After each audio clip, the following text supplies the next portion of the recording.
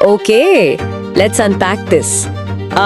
आज की इस चर्चा में हम एक ऐसे विषय की तह तक जाएंगे जो मतलब सिर्फ खेल के मैदान तक सीमित नहीं है। बिल्कुल नहीं। ये ग्लोबल बिजनेस और कूटनीति के गलियारों तक गूंजता है। हाँ। हम बात कर रहे हैं क्रिकेट की दुनिया के सबसे शक्तिशाली साम्राज्यों में से एक की, मुंबई इंडियंस। और आज के इस गहरे विश्लेषण के लिए हमारे पास जो स्रोत है ना, वो काफी डाइवर्स हैं। हाँ, मैंने भी देखा। होलीहैंड लोकी की 2025 की विस्तृत वित्तीय रिपोर्ट है, ऐतिहासिक आंकड़े हैं और फ्रेंचाइजी की कुछ अंदरूनी रणनीतियां भी हैं। साथ ही हाल ही के कुछ बेहद संवेदनशील न्यूज आर्टिकल्स भी हैं। तो हमारा मिशन आज सिर्फ ये जानना नहीं है कि मैदान पे कौन कितने छक्के मार रहा है। ऑब्वियसली वो तो सबको पता है। राइट। असली मकसद ये समझना है कि कैसे एक क्रिकेट टीम बड़े बड़े बोर्ड रूम्स और एक data driven talent scouting network के जरिए दुनिया की सबसे सफल स्पोर्ट्स प्रॉपर्टीज में से एक बन गई है। और हम IPL 2026 की उस नई रूपरेखा पर भी बात करेंगे, जिसने खेल के साथ साथ जियोपॉलिटिक्स में भी काफी हलचल मचाई है। बिल्कुल। तो चलिए सीधे आंकड़ों से शुरुआत करते हैं। What's fascinating here is होलीहैंड लोके की 2025 की रिपोर्ट के वो आंकड़े, मतलब वो किसी भी बड़ी मल्टीनेशनल कंपनी के होश उड़ाने के लिए काफी हैं। सच में। जब हम IPL की बात करते हैं तो अब ये सिर्फ 2 महीने का एक टूर्नामेंट नहीं रहा। रिपोर्ट के हिसाब से IPL की कुल वैल्यूएशन 12.9% बढ़ गई है। 12.9? हाँ, और अब ये 18.5 बिलियन अमेरिकी डॉलर के जादुई आंकड़े को छू गई है। Mind blowing. 18.5 billion dollar. अगर इसे हम भारतीय रुपयों में सोचें तो ये एक छोटी इकोनॉमी के बराबर है। और अगर हम सिर्फ IPL की स्टैंड अलोन ब्रांड वैल्यू की बात करें, मतलब विज्ञापन, स्पॉन्सरशिप और मीडिया राइट्स से जो कमाई होती है, वो भी तो छप्पर फाड़ के हुई है। हाँ, वो भी 13.8% की उछाल के साथ 3.9 बिलियन डॉलर तक पहुंच गई है। मतलब ये एक ऐसा फाइनेंशियल बूम है जिसकी मिसाल खेल जगत में कम ही देखने को मिलती है। बिल्कुल। पर 18.5 बिलियन डॉलर का आंकड़ा सुनते ही ऐसा लगता है मानो हम किसी सिलिकॉन वैली की टेक कंपनी की बैलेंस शीट पढ़ रहे हो। सही कहा आपने। लेकिन इस रिपोर्ट में कुछ ऐसे तथ्य भी छिपे हैं जो खेल की पारंपरिक सोच को पूरी तरह चुनौती देते हैं। वो RCB वाले आंकड़े की बात कर रही हैं आप? एग्जैक्टली। जब हम सबसे सफल टीमों की बात करते हैं तो दिमाग में सबसे पहले 5 बार की चैंपियन चेन्नई सुपर किंग्स या फिर मुंबई इंडियंस का नाम आता है। हमेशा से यही दोनों टॉप पर रही हैं। मगर रिपोर्ट बताती है कि 2025 में पहली बार ट्रॉफी जीतने वाली रॉयल चैलेंजर्स बैंगलोर ने ब्रांड वैल्यू के मामले में इन दोनों दिग्गजों को पीछे छोड़ दिया है। ये सच में एक बहुत बड़ा शिफ्ट है।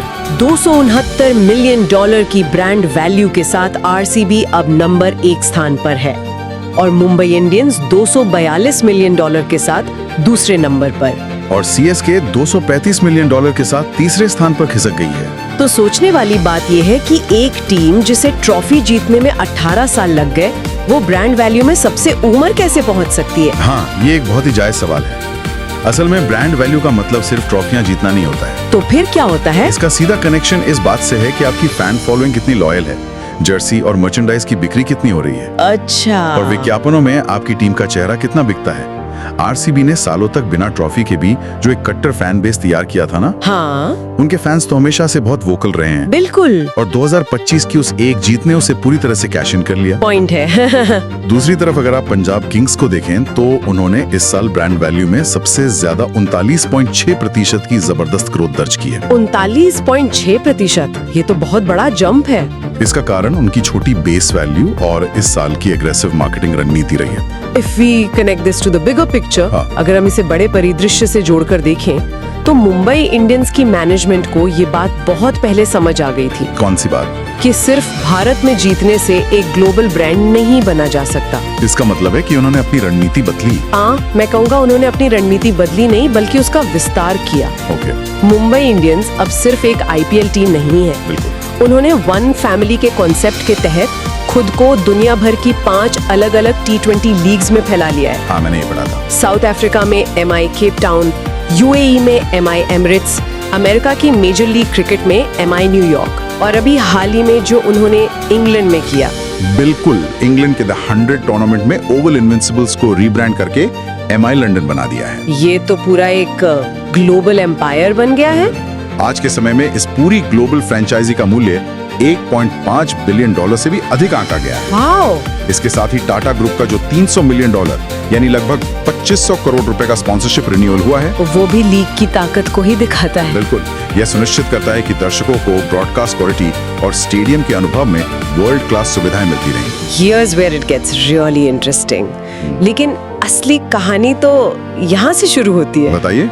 मतलब आप दुनिया भर में टीमें खरीद सकते हैं पैसे के दम पे, लेकिन जीतने के लिए आपको बेहतरीन खिलाड़ी चाहिए होते हैं। ये तो क्रिकेट का बेसिक रूल है। और स्रोत स्पष्ट रूप से बताते हैं कि मुंबई इंडियंस की सफलता का सबसे बड़ा सीक्रेट वेपन उनका टैलेंट स्काउटिंग नेटवर्क है। ओहो, वो तो लेजेंडरी है। हाँ, ये कोई ऐसा काम नहीं है जो आईपीएल ऑक्शन से 2 महीने पहले शुरू होता हो।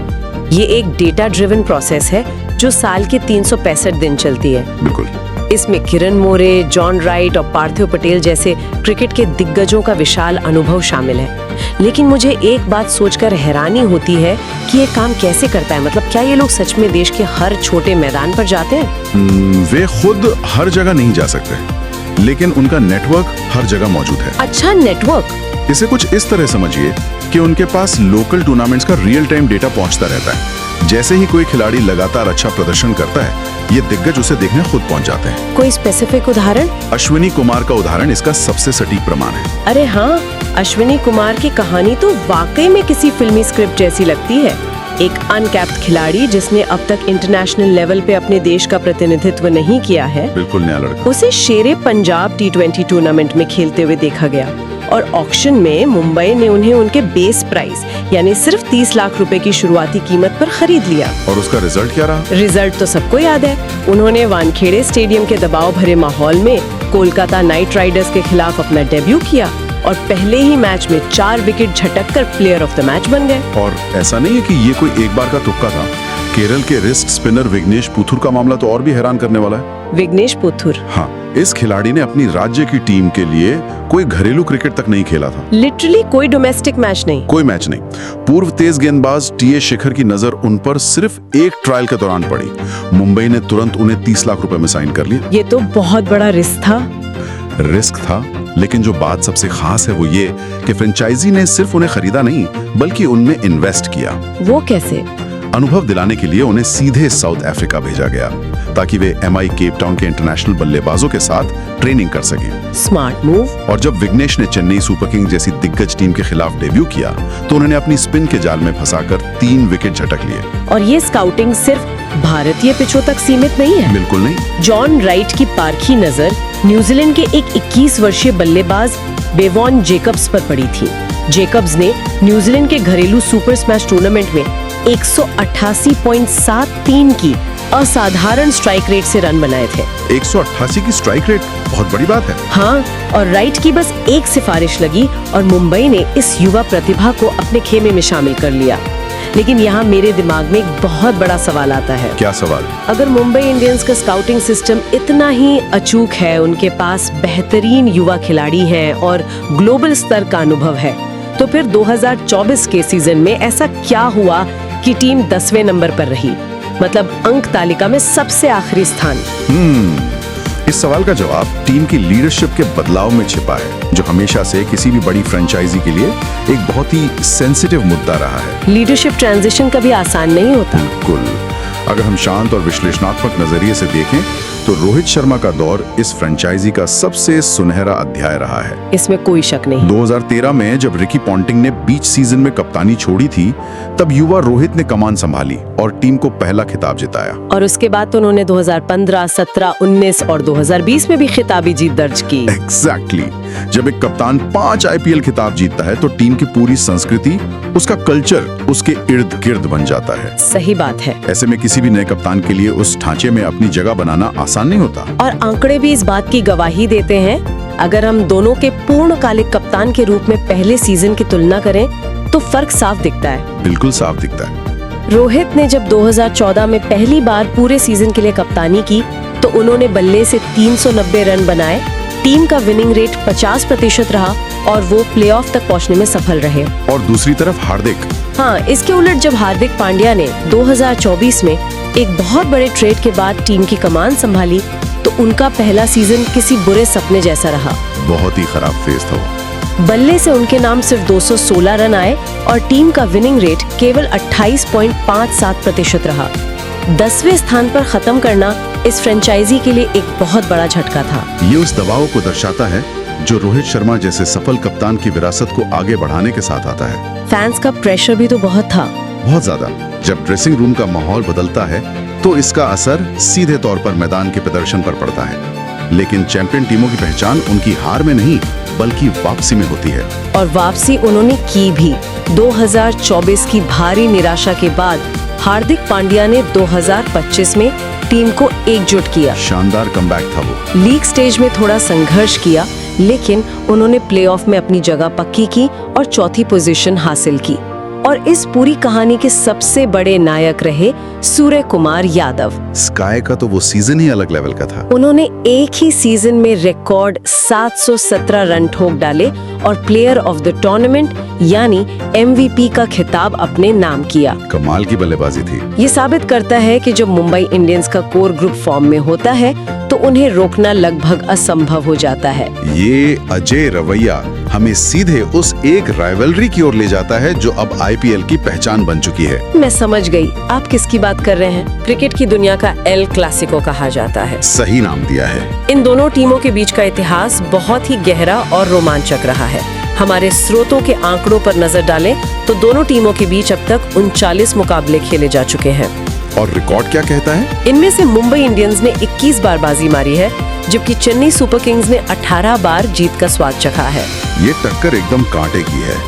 लेकिन अगर आप इन आंकड़ों को थोड़ा और गहराई से खंगालें, खासकर प्लेऑफ या बड़े नॉकआउट मैचों में, तो कहानी का एक नया पहलू सामने आता है। बड़े मैचों का प्रेशर? हाँ, ये दोनों टीमें IPL के इतिहास में 4 बार फाइनल में एक दूसरे के आमने सामने आई हैं। ओके। और इन 4 में से 3 बार 2013, 15 और 2019 में मुंबई इंडियंस ने चेन्नई को धूल चटाकर ट्रॉफी उठाई है। ये तो डोमिनेशन है।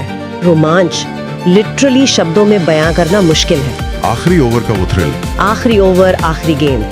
चेन्नई को जीत के लिए सिर्फ 2 रन चाहिए थे। स्ट्राइक पर शार्दुल ठाकुर थे और गेंद लसिथ मलिंगा के हाथों में थी। मलिंगा की वो यॉर्कर। मलिंगा ने वो जादुई धीमी यॉर्कर डाली, शार्दुल सीधे LBW आउट हुए और मुंबई ने महज 1 रन से खिताब जीत लिया। पूरा स्टेडियम सन रह गया था। तो और फिर जो जश्न शुरू हुआ वो ऐतिहासिक था। मलिंगा ने मुंबई के लिए अपने करियर में 170 विकेट चटकाए, लेकिन समय के साथ बदलाव प्रकृति का नियम है। अब वो जिम्मेदारी बुमराह के पास है। बिल्कुल, आज जसप्रीत बुमराह ने उस जिम्मेदारी को अपने कंधों पर ले लिया है और 183 विकेटों के साथ वो मुंबई इंडियंस के लिए सबसे ज्यादा विकेट लेने वाले गेंदबाज बन गए हैं। This raises an important question. एक ऐसे शानदार इतिहास और एक मजबूत टीम के बाद 2026 के सीजन में मुंबई इंडियंस किस रूप में मैदान पर उतरेगी? हाँ, क्योंकि ये फॉर्मेट बदल रहा है। स्रोतों के अनुसार IPL 2026 का सीजन 28 मार्च से शुरू होकर 31 मई तक चलेगा और इस बार कुल 84 मैच खेले जाएंगे। 84 मैच, ये बहुत बड़ा नंबर है। ये संख्या दिखाती है कि टूर्नामेंट का स्केल कितना बड़ा हो चुका है। खिलाड़ियों की फिटनेस और टीम के रिसोर्स मैनेजमेंट का असली इम्तिहान इसी लंबे सीजन में होने वाला है। और इस लंबी दौड़ के लिए मुंबई ने अपनी स्क्वाड में कुछ बड़े और दिलचस्प बदलाव किए हैं। कौन से बदलाव? क्विंटन डीकॉक की वापसी सबसे बड़ी सुर्खियों में से एक है। अरे हाँ, डीकॉक। 2019 और 2020 की चैंपियन टीम के इस अहम हिस्से को टीम ने ऑक्शन में उनके बेस प्राइस यानी सिर्फ 1 करोड़ रुपए में वापस हासिल कर लिया है। सिर्फ 1 करोड़ में? ये तो सच में एक मास्टर स्ट्रोक माना जाएगा। इसके अलावा टीम ने ट्रेड के जरिए, मतलब बिना ऑक्शन में जाए, दूसरी टीमों से खिलाड़ियों की सीधी अदला बदली करके शार्दुल ठाकुर और मयंक मार्कंडे जैसे अनुभवी खिलाड़ियों को अपने साथ जोड़ा है। तो अनुभव और युवा दोनों का बैलेंस बना रहे हैं। और जो हमने टैलेंट स्काउटिंग की बात की थी वो सिलसिला भी जारी है। दानिश मालेवार और अथर्व अंकोलेकर जैसे नए युवा चेहरों को भी 2026 की इस स्क्वाड में मौका दिया गया है। खेल के मैदान की इन रणनीतियों और तैयारियों के बीच हमारे स्रोतों ने 2026 के सीजन से ठीक पहले उठे एक बेहद संवेदनशील विवाद पर भी रोशनी डाली है। हाँ, और यहाँ ये स्पष्ट करना बहुत जरूरी है कि अब जो बात हम करने वाले हैं वो क्रिकेट के मैदान से ज्यादा कूटनीति का हिस्सा है। बिल्कुल। चूंकि हमारे स्रोत दोनों पक्षों के विचार रखते हैं, इसलिए हम बिना किसी राजनीतिक विचारधारा का समर्थन किए या किसी का पक्ष लिए केवल उन तथ्यों को सामने रखेंगे जो रिपोर्ट किए गए हैं। ये अप्रोच सही रहेगी। जब कोई लीग 84 मैचों तक फैल जाती है, हजारों करोड़ का व्यापार करती है और उसकी ग्लोबल रीच होती है, तो वो केवल एक खेल प्रतियोगिता नहीं रह जाती, वो वैश्विक राजनीति से अछूती नहीं रह सकती। तथ्य ये है कि ये पूरा विवाद बांग्लादेश के तेज गेंदबाज मुस्तफिजुर रहमान के इर्द गिर्द घूमता है। राइट। कलकत्ता नाइट राइडर्स ने ऑक्शन में मुस्तफिजुर को 9.2 करोड़ रुपए की एक बहुत बड़ी कीमत पर खरीदा था। टीम उन्हें अपने गेंदबाजी आक्रमण का मुख्य हथियार मान रही थी। लेकिन फिर हालात बदल गए।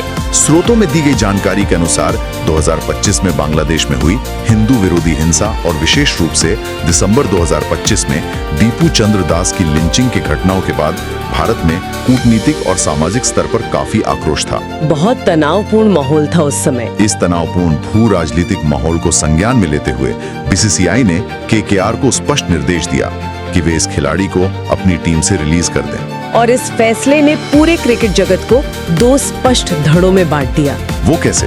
एक तरफ वो लोग थे जिनका मानना था कि खेल और राजनीति को कभी मिलाना नहीं चाहिए।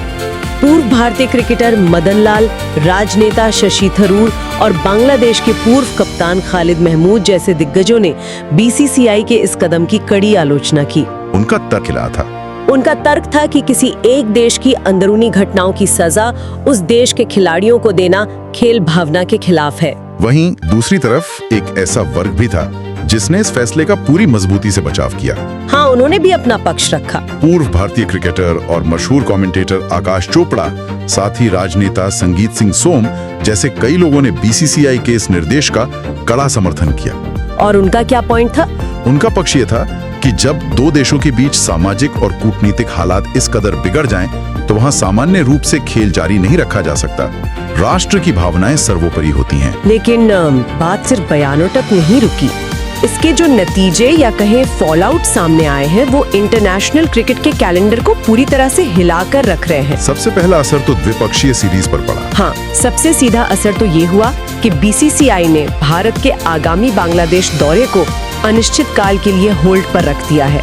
एक तरह से दोनों देशों के बीच बायलैटरल क्रिकेट संबंध पूरी तरह से ठप हो गए हैं। इसके जवाब में बांग्लादेश क्रिकेट बोर्ड ने भी एक बेहद आक्रामक कूटनीतिक कदम उठाया है। वो आईसीसी वाला मुद्दा। जी, उन्होंने इंटरनेशनल क्रिकेट काउंसिल से सीधे तौर पर मांग कर दी है कि 2026 के पुरुष T20 विश्व कप के जो मैच भारत में आयोजित होने वाले हैं, उन्हें सुरक्षा और निष्पक्षता का हवाला देते हुए भारत से बाहर किसी और जगह शिफ्ट किया जाए। ये आईसीसी के लिए एक बहुत बड़ा सिरदर्द बन गया है। बिल्कुल, क्योंकि भारत विश्व क्रिकेट का सबसे बड़ा रेवेन्यू जनरेटर है। और शायद जो सबसे बड़ा आर्थिक और फैन एंगेजमेंट का झटका है, वो ये कि बांग्लादेश सरकार ने अपने देश में आईपीएल के प्रसारण पर ही पूरी तरह से प्रतिबंध लगा दिया है। ब्रॉडकास्ट ही बैन कर दिया। जी, बांग्लादेश एक ऐसा देश है जहां क्रिकेट धर्म की तरह है और वहां आईपीएल के लाखों दीवाने फैंस हैं। अब वे टीवी या किसी भी डिजिटल प्लेटफॉर्म पर आईपीएल का लुत्फ नहीं उठा पाएंगे। इसका सीधा असर लीग की ग्लोबल व्यूअरशिप और ब्रॉडकास्टर्स के रेवेन्यू पर पड़ेगा। ये पूरा घटनाक्रम इस बात का जीता जागता उदाहरण है कि कैसे ऑक्शन टेबल पर लिया गया एक फैसला या एक खिलाड़ी का अनुबंध दो देशों के कूटनीतिक रिश्तों और अंतर्राष्ट्रीय क्रिकेट की पूरी अर्थव्यवस्था को प्रभावित कर सकता है। ये एक बहुत ही जटिल स्थिति है जो इस बात की पुष्टि करती है कि आधुनिक खेल अब सिर्फ मनोरंजन नहीं रह गया है। So what does this all mean? तो इस पूरी चर्चा का निष्कर्ष क्या निकलता है? आज के हमारे इस विश्लेषण से एक बात तो पूरी तरह साफ हो जाती है कि मुंबई इंडियंस सिर्फ 11 खिलाड़ियों की वो टीम नहीं है जो शाम को मैदान पर उतरती है। बिल्कुल नहीं। ये एक ग्लोबल कॉर्पोरेट मशीन है जो बेहतरीन टैलेंट स्काउटिंग के, डेटा हुलियान लोके की रिपोर्ट्स में दिखने वाली वित्तीय सूझबूझ, वन फैमिली के तहत ग्लोबल विस्तार और जरूरत पड़ने पर कड़े लीडरशिप फैसले लेने की क्षमता से बनी है। ये एक ऐसा इकोसिस्टम है जहां टैलेंट, बिजनेस और अब जियोपॉलिटिक्स भी एक साथ मिलते हैं। सही कहा। मुंबई इंडियंस ने इस इकोसिस्टम में खुद को एक ऐसे पावर हाउस के रूप में स्थापित किया है जिसका असर हम न्यूयॉर्क से लेकर लंदन तक देख रहे हैं। लेकिन इसी ग्लोबल विस्तार और 18.5 बिलियन डॉलर की लीग के साथ एक नया और बहुत ही गहरा सवाल भी जन्म लेता है। कैसा सवाल? ये एक ऐसा सवाल है जो हम आज सुनने वालों के लिए छोड़ के जाना चाहते हैं। जरा सोचिए, जब मुंबई इंडियंस जैसी क्रिकेट फ्रेंचाइजी लंदन से लेकर केप टाउन और अमेरिका तक अपनी जड़ें इतनी गहरी जमा रही हैं। हाँ। और इनकी वित्तीय ताकत दुनिया के कई राष्ट्रीय क्रिकेट बोर्ड से भी ज्यादा हो गई है। तो क्या भविष्य में अंतर्राष्ट्रीय क्रिकेट अपनी वो पुरानी चमक खो देगा? ये तो सोचने वाली बात है। क्या वो दिन दूर है जब दुनिया भर के क्रिकेट प्रशंसक किसी देश की नेशनल जर्सी से ज्यादा एक ग्लोबल फ्रेंचाइजी के लोगो और उसके वन फैमिली के प्रति अपनी वफादारी दिखाएंगे? क्या क्लब क्रिकेट इंटरनेशनल क्रिकेट को हमेशा के लिए पीछे छोड़ देगा? ये एक ऐसा अनसुलझा सवाल है जो यकीनन क्रिकेट के भविष्य की दिशा तय करेगा। इसी विचारोत्तेजक सवाल के साथ हम आज की इस चर्चा को यहीं विराम देते हैं। इस विषय पर सोचिएगा जरूर। अगली चर्चा में फिर मुलाकात होगी किसी नए और दिलचस्प विषय की गहराइयों के साथ।